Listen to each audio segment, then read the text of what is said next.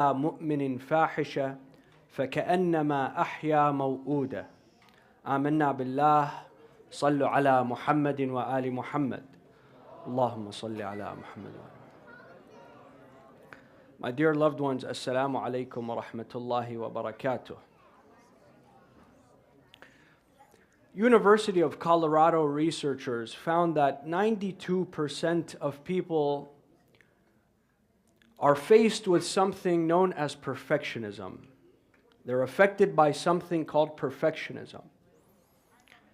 And perfectionism is when we don't accept any standard below perfection in any part of our life. And perfectionism inhabits many different parts of our life, in our work, in our homes, in our relationships with our families, with our children, even in our faith. And perfectionism has a very negative consequence upon us. It causes us to live our life incoherently, live our life wisdom, my dear loved ones. And the fact is that only Allah subhanahu wa ta'ala is perfect. The infallibles are perfect. The ma'soomeen are perfect. We are not perfect. This is a reality of our creation. We were created in a sense that we make mistakes. We're sinners, my dear loved ones. We strive for the best, but perfection is for those who have asma, for those who have been separated from imperfection, my dear loved ones. And the human nature deems that we focus on the flaws of others because they're more visible. They're more visible. When you go out into the community and you see individuals that have flaws, you're able to pick up on them immediately. But us, we focus on our exterior flaws before we focus on our internal flaws, because it's easier that way. Our perception is made this way, and it takes us more effort to truly look within. The flaws that I could see immediately when I look in the mirror, I see I have wrinkles, I have gray hair. Let me fix that immediately. I'll dye my hair, I'll use some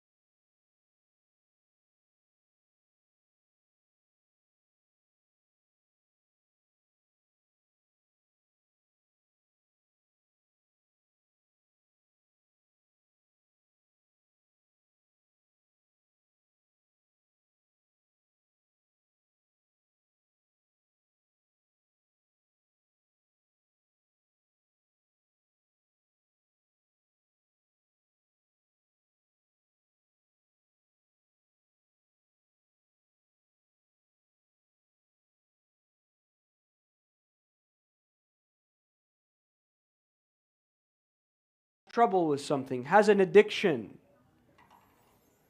has trouble with honesty between certain individuals. has trouble, has a challenge with his prayers, please pay attention to me. Sallu ala Muhammad wa ali Muhammad. Allahumma salli ala Muhammad wa ali Muhammad. If those flaws are private, then we cannot expose those flaws. Yes, it's different if someone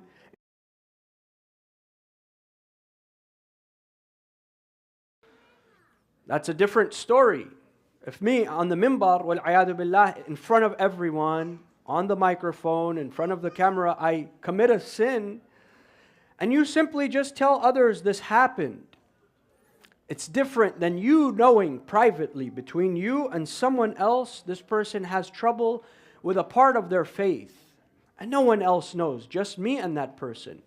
Or me and 5 other people, 10 other people. But the entire community does not know. I'm not allowed to go and expose those flaws to others, my dear loved ones. Because, as we mentioned in the previous nights, there is a hurma, there is a sanctity. There is a sanctity for specific things, one of which is the nafs, al-nafs al-muharrama. The nafs has a hurma. Just like you can't go and murder someone and take their life, you cannot murder their character. You cannot murder their reputation. With one word, I go and expose someone's flaws. A businessman is now bankrupt. No one trusts him in the community. No one's going to go and shop from him. No one's going to ask for his services. With one word, I murder his reputation. With one word, I can tarnish a young lady's opportunity to get married, to establish her life. With one word. With one word, I can change individuals' lives for the negative. My dear loved ones, youth, please pay attention. If you don't, leave the hall. Sallu ala Muhammad wa ali Muhammad. Allahumma salli ala Muhammad wa ali Muhammad.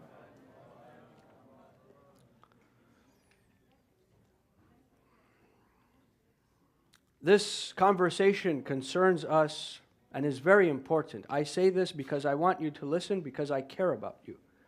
Because I love you guys. I want you to listen to my words. That's why I ask you to pay attention. Not because I hate you and I want you to be bored. Sallu ala Muhammad wa ali Muhammad. Allahumma salli ala Muhammad. Amir al-Mu'mineen alayhi salam, he says, Man asra'a ila al-nasi bima yakrahun, qalu fihi ma la ya'lamun. Some of us, we speed to go and expose the flaws of others. We have sur'ah, we have speed. And this causes many fatal mistakes in our lives. First of all, when I don't think properly and when I speed to go and expose the flaws of others, I see a young man, he has a challenge with his salah. He comes to the masjid and there's possibly something that's off with him. Maybe he has a challenge. He's shaving his beard completely. There's an issue with his faith. And I look to him and I go and expose that flaw to everyone. When I speed to expose that flaw, I don't think to myself, it's possible this young man, where he's at now, is 180 degrees different than where he was at last year, and the year before, and the year before. And I look at him today and I judge him immediately and I go and expose those flaws. And I don't know, he's been trying and struggling with his challenge of perfecting his faith, with purifying his soul. And I speed to make those judgments. Now what have I done? What have I done, my dear loved ones? If I see a young woman is struggling with her hijab, and I think to myself, let me go and expose that flaw to others. I don't know that years before, maybe she was struggling with just her faith, just her core beliefs. And now she's believing, she's in the masjid. Don't judge immediately. Wait, put yourself in other people's shoes. Think of their circumstances, think of their life. Think that people come from all walks. Not everyone has the same upbringing. And secondly, my dear loved ones, when we speed to expose people's flaws, something happens. Amir al-Mu'mineen says people, they go and they expose your flaws. قَالُوا فِيهِ مَا لَا يَعْلَمُونَ. Meaning that if I have flaws, if I go and say so-and-so is a liar, if I am honest, automatically become a liar. Why? Because people feel the need to protect their reputation. They feel the need to protect themselves. And this has been scientifically proven, actually, my dear loved ones. There was research done from the University of Illinois that found that individuals, they engage in something called blame shifting. Blame shifting, meaning that when they were blamed, especially those that were in the public eye, those who were public figures, those who belonged to a culture that stressed reputation highly, that had to protect their reputation, they engaged in blame shifting. What is blame shifting? Meaning that when they were blamed for something, especially in the public, they would shift that blame onto something else, onto others. Meaning that if there's a domestic dispute between a couple, an argument, a problem, and one of the spouses, they say, you know what? I'm completely tired of your behavior. I'm going to expose you in front of the entire community.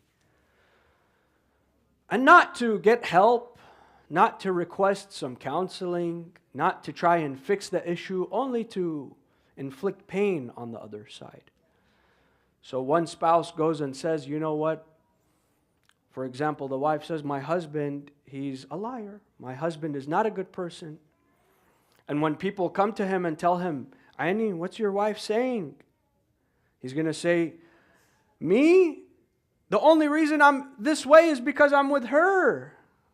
Look at what she's done, and this is what she's done, and that's what because we want to protect our reputation.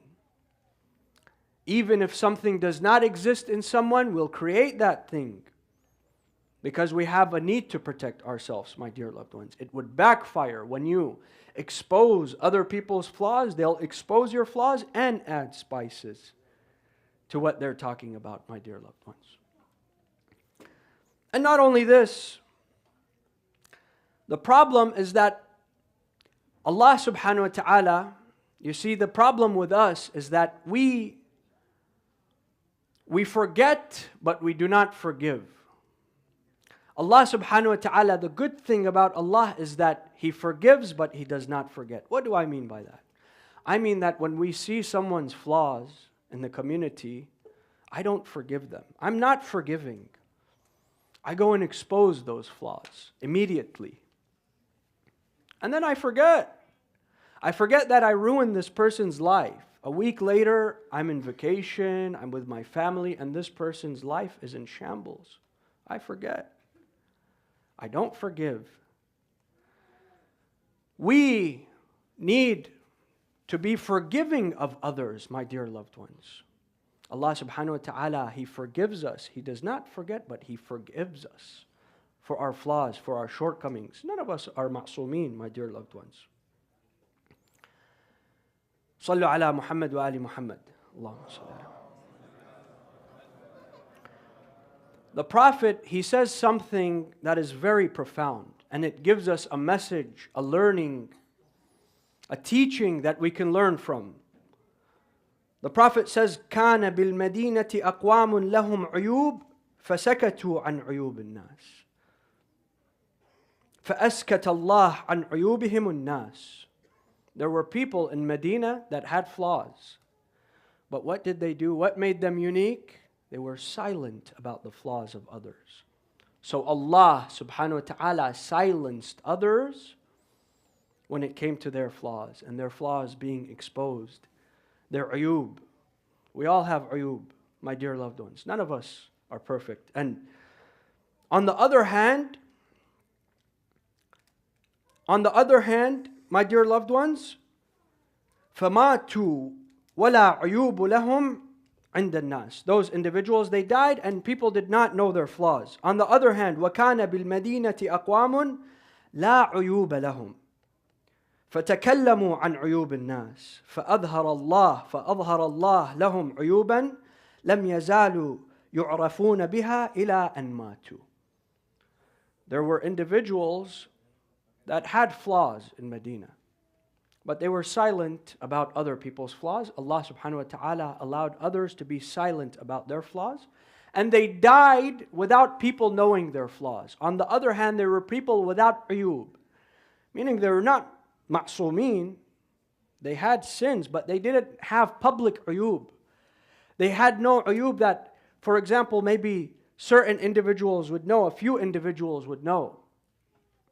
But those uyub that they did have, because they're not ma'sumin, obviously, because they spoke on the flaws of others, Allah subhanahu wa ta'ala exposed their flaws.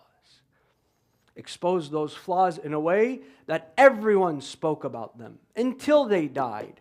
And when they died, they were only remembered for what? For the flaws they had, for their uyub. This is a powerful teaching, my dear loved ones, of how much change in our life simply being quiet about other people's flaws can do onto our life. We recite in Dua al-Iftitah every night, Alhamdulillah alladhi yujibuni hina unadih wa yastiru alayya kulla awratin wa ana a'si. Allah subhanahu wa ta'ala is Sattar al-Uyub. Allah is the one that veils our sins. Allah is the one that veils our sins to give us another chance, to give us time for us to change our lives, my dear loved ones. We have to think of the second question. Now, we ask ourselves, there's people with flaws. I want to have them change their life. And also, al-amr bil-ma'ruf, al-nahi anil munkar. If people are doing something wrong, I have to urge them not to do that. First of all, my dear loved ones, when it comes to al-amr bil-ma'ruf and al-nahi anil munkar, there are ahkam shar'iyya for it. There are prerequisites for it. It's not blindly going out and engaging in amr bil-ma'ruf wa nahi anil munkar without understanding how to engage in it. A young man walks into the masjid and he's wearing gold, and I look at him and I tell him, take it off now. He says, why? What am I doing? You say, you don't know this is haram? No, I don't know. In this case, you cannot engage in al-amr bil-ma'ruf.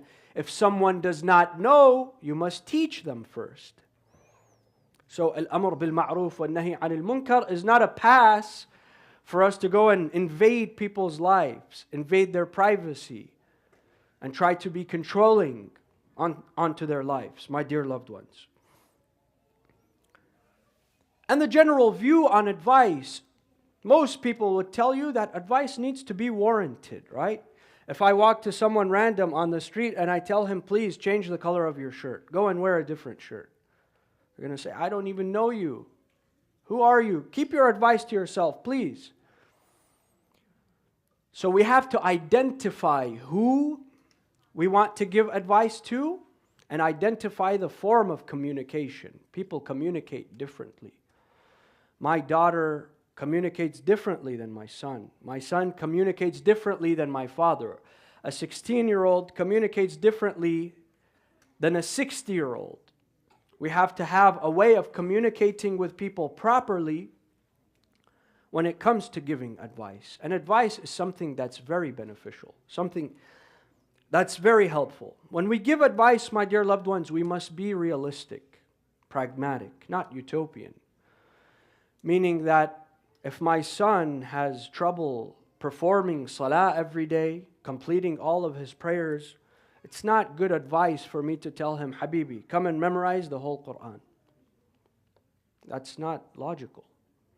That's not realistic. Start with logical advice, and then in a perfect world, and we must separate perfectionism, like we spoke about, in a perfect world, then let him memorize the Quran. First, let him start. If my daughter is saying, I have doubts about my faith, I have a challenge with my faith, okay, you need to go to Hawza tomorrow.